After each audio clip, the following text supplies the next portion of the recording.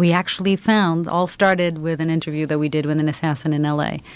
Yeah? About 15 minutes from my house in L.A. And we have a contact in L.A. that whenever we're looking at the black markets, we contact him and ask him, hey, do you know anyone who's basically making meth or drugs or guns or whatnot?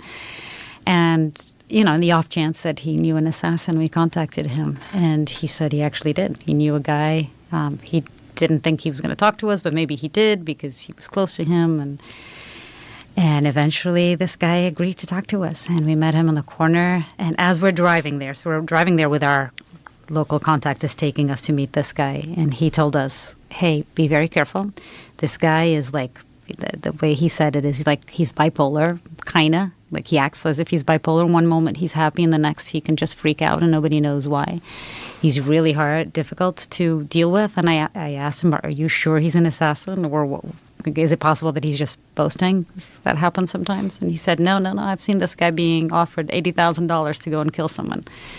And I know this is what he does. Everybody knows this guy in his community, in his group.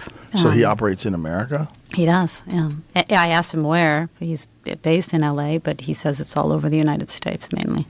Wow. And as soon as I met him, he took out his gun and he said, you guys, if this is a thing set up, you guys are all, it's going to be really easy to kill you all right now. And it was me and 3 or 4 other people. And my fear, we told him it's not a setup. He says, I just came here because I trust my buddy, but, you know, you don't me. If the police shows up, you guys are all dead. So we're in a corner of L.A., close to downtown, and I'm constantly looking at the end of the road thinking, if the police shows up for any reason, right, he's going to think it's us. Yeah. And this is not good.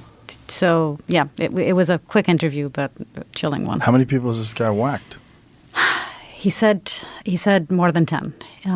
He didn't say exactly how many. I asked him. I also started asking him personal questions about, do you have a family? Because he was saying he doesn't kill women or children. I asked him, but do you have kids? And do you realize, like, what would it be like for your kids to live without you? Like, you're doing the same to other kids, right? He got really mad at my questions and said, don't ask me emotional questions or something like that, personal questions. And this interview is over. And left. What was his background? He said he came from a really tough family, and that, involved in drugs and guns and all of it. And he, I think, realized early on that he could do this, and a lot of other people can't. And he was able to do it, and he gets well paid, and he does it. How does one even apply to a job like that? Yeah, and that was my fear when we started looking into this story, because it's a little bit of a Hollywood myth, right? You think, like, this doesn't really exist. And all those stories that you can go on the dark web and find an assassin, most of that is bullshit. So that was my fear. But I do trust this contact, and we actually then ended up going to South Africa, that has one of the highest assassination rates in the world, and spent time with a bunch of different Inkabi, which are, as they are called in South Africa. And that was being crazy as well. So we spent time with one. His name's Jojo, young guy, and his story is insane. And that he was a lot nicer, a lot more approachable, but has killed like over 30 people and gets paid $1,500 per hit.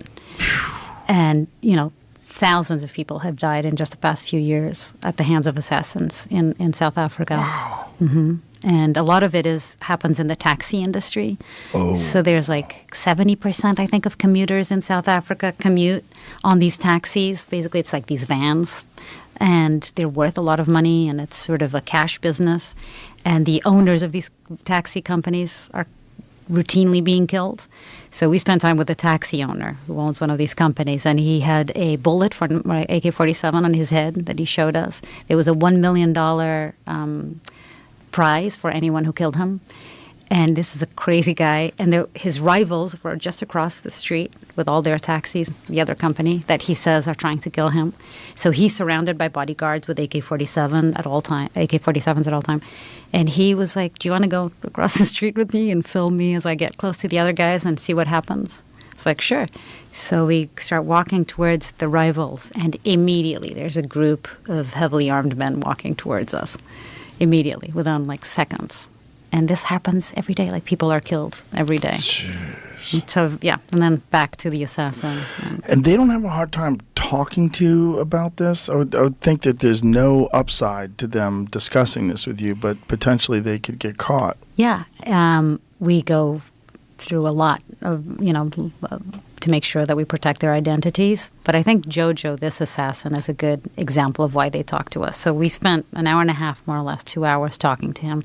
And he tells us the story of how he became an assassin. His parents were killed when he was young. He was about 9 years old or something. He felt like he was left with no protection. He started carrying a knife. And his parents were killed by an assassin, by the way, as well.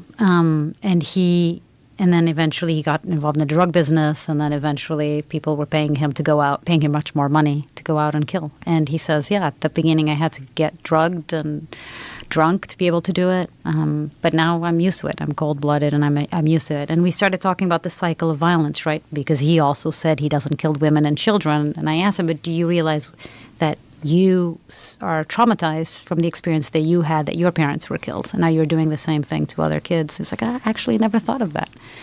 And then he started talking about, he really wants to quit, and he's been thinking, but he can't get a job and all of that.